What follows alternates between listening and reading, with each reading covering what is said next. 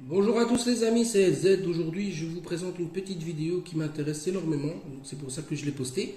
Donc vous allez voir qu'il s'agit d'un témoignage assez émouvant et ça sera suivi aussi vous allez voir d'un témoignage d'un scientifique qui parle justement des preuves scientifiques du Coran.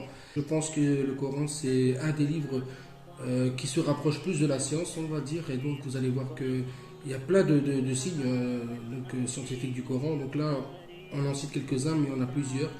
Donc vous allez voir, je vous invite à vous intéresser à faire des recherches. Et vous allez voir que l'islam n'est pas forcément synonyme voilà, de haine ou bien de Daesh et des choses comme ça n'a rien à voir. Il y a des musulmans de chaque nationalité du monde entier. Et c'est vraiment une religion de paix et une religion voilà, une religion de partage et d'acceptation, on va dire.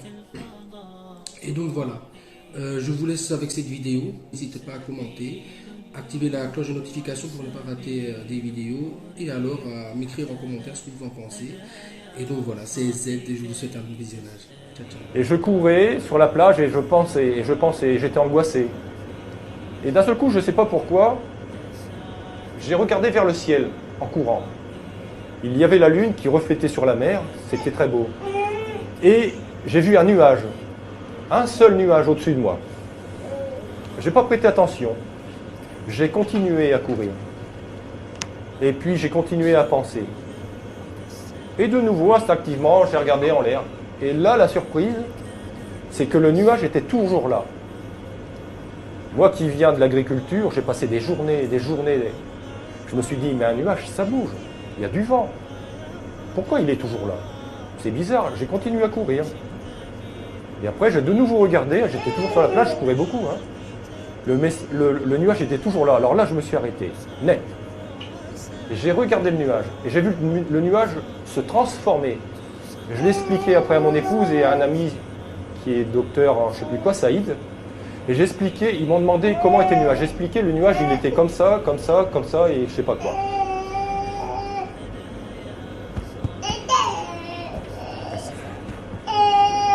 Excusez-moi.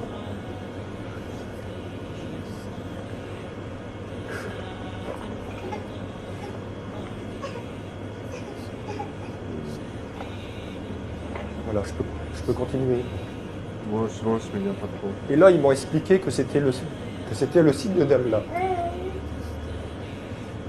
J'ai dit, ah bon, comment il est le signe d'Allah? Donc, ils m'ont expliqué, ils m'ont montré, et je l'ai vu, et j'ai dit, oui, c'est exactement ça que j'ai vu. Alors, j'ai continué à courir, et à ce moment-là, j'ai senti un apaisement. Et dans l'apaisement, il y a un message qui m'a passé et qui m'a dit, fais confiance. Ça a été quelque chose de très fort dans ma vie. Je ne suis pas un homme qui pleure facilement, mais ça a été vraiment très fort ce jour-là. Et là, j'ai continué, j'ai fini de courir, j'étais en paix. Et puis le lendemain, j'ai appelé Lamia et je lui ai dit, je suis d'accord pour qu'on fasse notre vie ensemble. Ouais. Et depuis, je fais la prière, je me suis converti. Commencé à lire et puis alors moi je parle pour les sons parce que je ne comprenais pas l'arabe à l'époque, mais il y a des sons merveilleux, mais c'est vraiment de la belle prose. Moi j'ai une oreille musicale, j'aime beaucoup les beaux sons, mais quand on entend le Coran, c'est magnifique. Enfin, je ne sais pas comment un homme a pu faire des beaux textes pareils. En plus, tous ces textes ont des significations profondes. Il n'y a pas une erreur, il y a des gens, des médecins, des scientifiques qui ont fait des erreurs, des recherches sur ces livres saints. Ils trouvent des erreurs dans la Torah, ils trouvent des erreurs dans la Bible, et ils n'en trouvent pas dans le Coran, rien. Il n'y a rien qui est mauvais, même il y a des images qui sont reprises, qui correspondent pratiquement à la meilleure définition qu'un médecin pourrait faire à un ignorant. Donc c'est des choses merveilleuses qu'il y a dans le Coran.